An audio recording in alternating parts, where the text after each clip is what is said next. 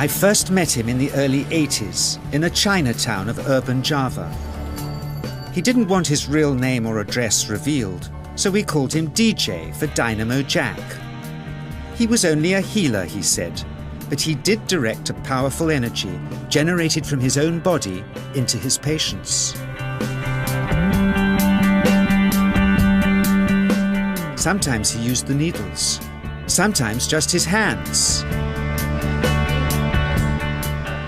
He called the energy Qi, and it was so strong that he usually needed a grounder to hold his patients' feet.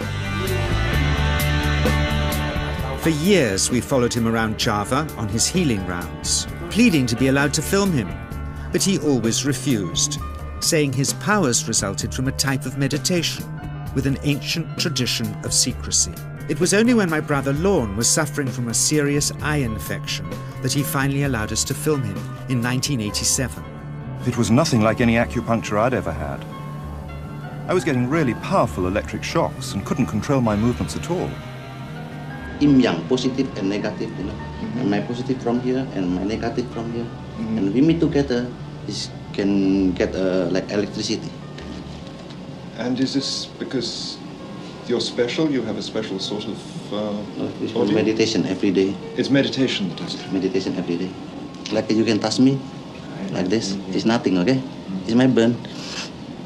It's just like this. For our sound recordist, it was also a shocker.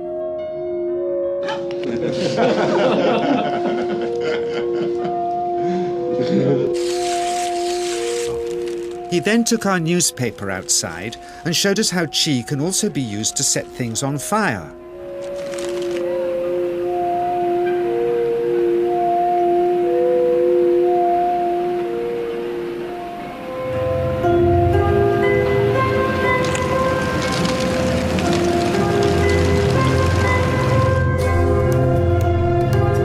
When he heard we'd shown this footage in public, he was very upset and refused all our future efforts to contact him again.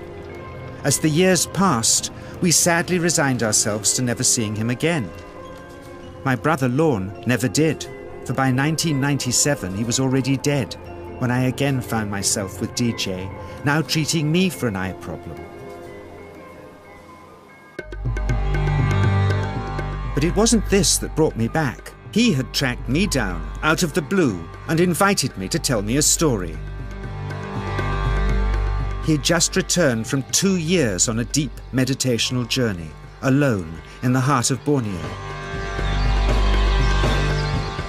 Amongst his revelations, he had seen, he said, how history was moving on into great change, and the old wisdom was vanishing.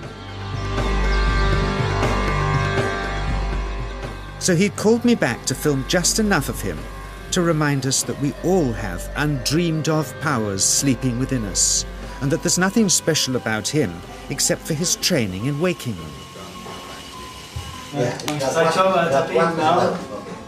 Grounding this patient, my cameraman Joe is having to use all his weight to keep contact. But Qi is pushing him away.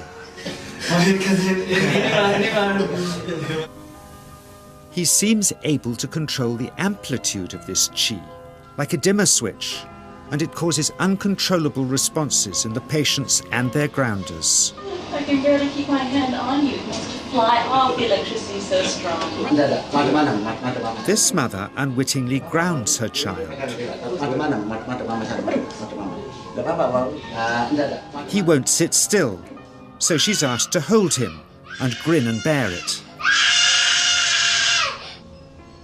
Sometimes, signs of this passing energy can be seen in the transmitter too. This Qi stuff is only the surface, he says, of the real adventure beneath, in the meditational technique, which at one time, when he taught it, dozens of his students were trying to master. At private testing sessions, they'd be asked to show their progress by, in this case, trying to push brittle plastic chopsticks through a hard wooden bench. Some of them could make some dents, but only DJ can go right through.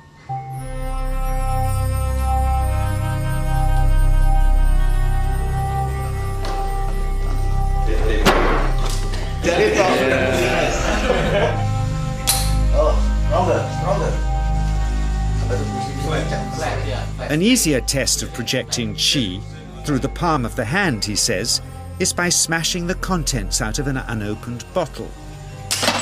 Yes, sir.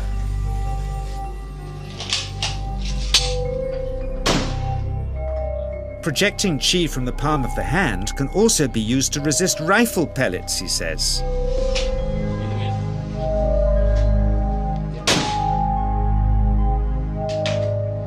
First, so I invited a small group of scientists back from the United States with measuring equipment to test if DJ was for real.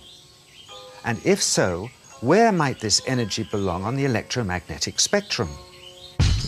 Catherine Cook, CEO of the Mind Science Foundation in Texas.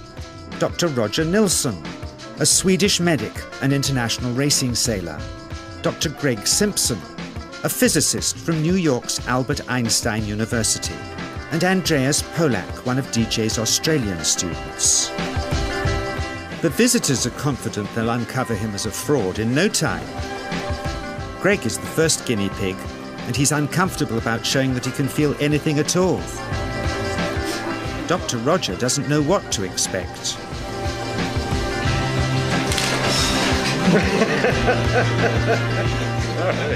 Out comes the metal detector, like the things they use in airports, to see if he has any concealed metal in his body. Then the voltmeter, to try and measure the chi. But how to get it to work? Where's the ground? What settings? But suspecting there's some tricky setup on his premises they can't find, they insist we all go to a randomly chosen hotel room several miles away to see if he can light a light bulb with his fingers. It doesn't ground on the wall. So Greg holds and grounds one wire, while DJ pumps chi through the other. The bulbs are LEDs, light-emitting diodes, which ignite in different colors according to the intensity of current. Yes. On, off, on. Brilliant. Oh, you're blinking. Things were going well. DJ was enjoying it too, until he invited us all out to lunch at his local, where he tried to push a chopstick through the table. He couldn't get it through the formica surface, so he came up through an inch of wood from underneath.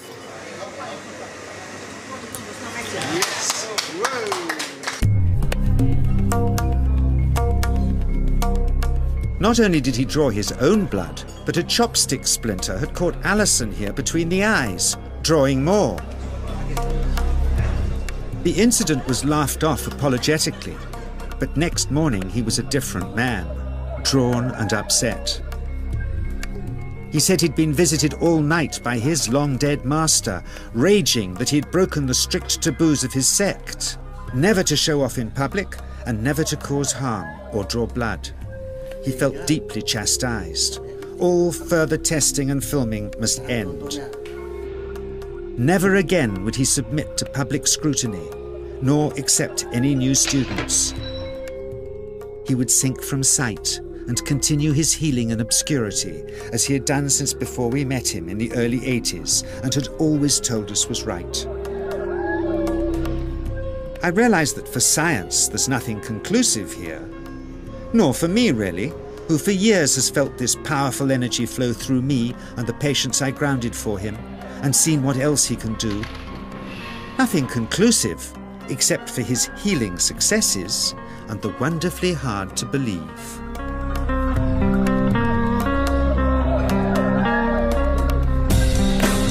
Is this just the tip of the iceberg of powers we've always dreamed we possessed, hidden within us?